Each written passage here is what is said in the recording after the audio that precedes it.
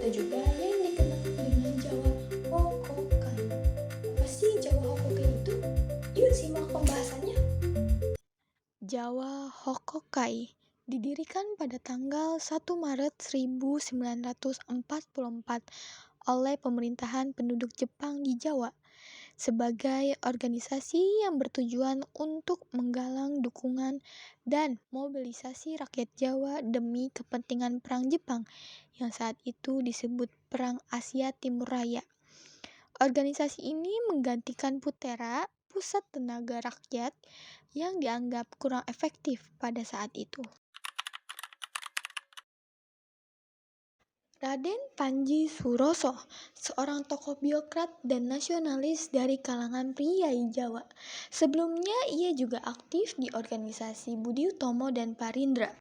Dan pada masa pendudukan Jepang, ia termasuk tokoh yang diajak bekerja sama.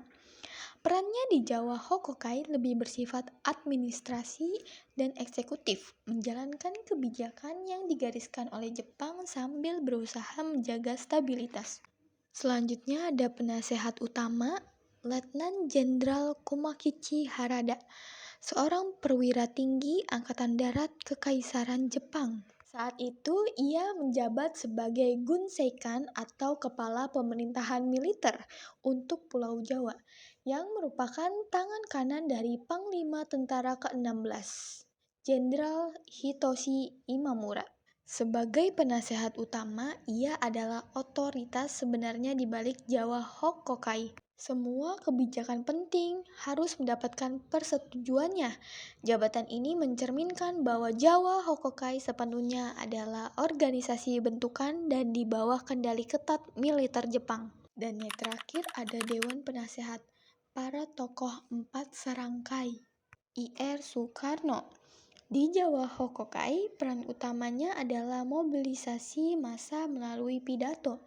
Ia menggunakan platform ini untuk menjaga semangat nasionalisme rakyat meski terpaksa mengikuti garis propaganda Jepang. Yang kedua ada Muhammad Hatta. Perannya lebih banyak di belakang layar, memberikan nasihat dan pertimbangan, serta berusaha memitigasi kebijakan-kebijakan Jepang yang paling merugikan rakyat, seperti dalam hal pengumpulan padi. Yang ketiga ada Ki Hajar Dewantara atau juga Raden Mas Suwardi Suryaningrat. Di Jawa Hokokai, pengaruhnya terutama dalam bidang pendidikan dan kebudayaan. Ia berusaha menjaga nilai-nilai pendidikan nasional di tengah tekanan Jepangisasi. Dan yang terakhir ada K.H. Mas Mansur, tokoh ulama dan pemimpin Muhammadiyah yang sangat dihormati. Kehadirannya penting untuk menggalang dukungan dari kalangan Islam tradisional dan modern. Ia membantu menyalurkan peran serta umat Islam dalam struktur organisasi. Anggota Jawa Hokokai dibagi ke dalam berbagai himpunan atau Hokokai khusus yang disesuaikan dengan bidang, profesi, dan kelompok masyarakat. Pembagian ini dimaksudkan untuk memudahkan mobilisasi massa sesuai dengan peran dan kemampuannya masing-masing. 3 bentuk utama himpunan tersebut antara lain adalah yang pertama ada Fujinkai atau organisasi wanita.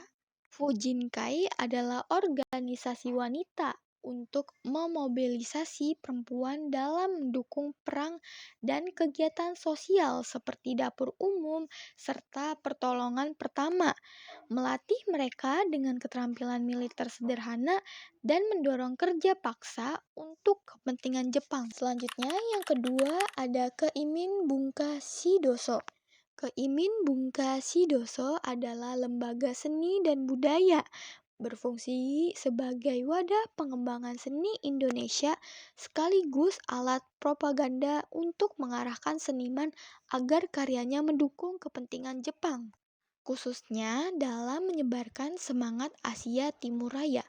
Lembaga ini menaungi berbagai seniman, ada seni rupa, musik, tari, teater, bahkan sastra, dan menyediakan fasilitas, namun di bawah pengawasan ketat untuk memastikan keselarasan dengan propaganda Jepang.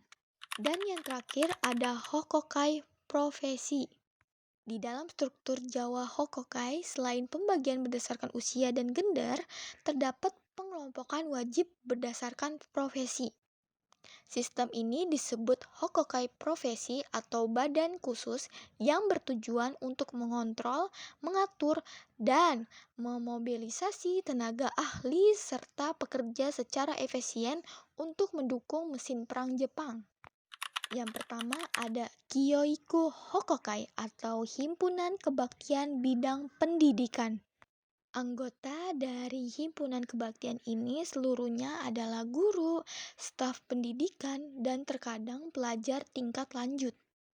Tujuannya adalah untuk menghimpun tenaga dan semangat para guru untuk mendukung upaya perang Jepang dengan menanamkan semangat kebaktian, yaitu rela berkorban, mempertebal persaudaraan, dan mengabdi demi kemenangan Perang Asia Timur Raya Jepang, serta mengumpulkan dukungan dan sumber daya rakyat untuk Jepang. Yang kedua ada Ishi Hokokai atau Himpunan Kebaktian Dokter.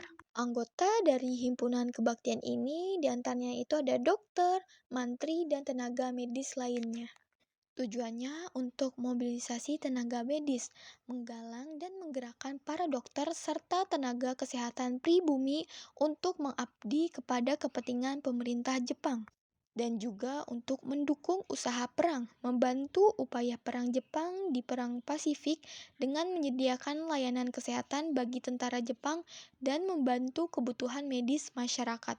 Dan yang ketiga ada Nogyo Hokokai atau Himpunan Kebaktian Pertanian. Anggota dari himpunan ini diantaranya ada petani, buruh tani, dan koperasi pertanian.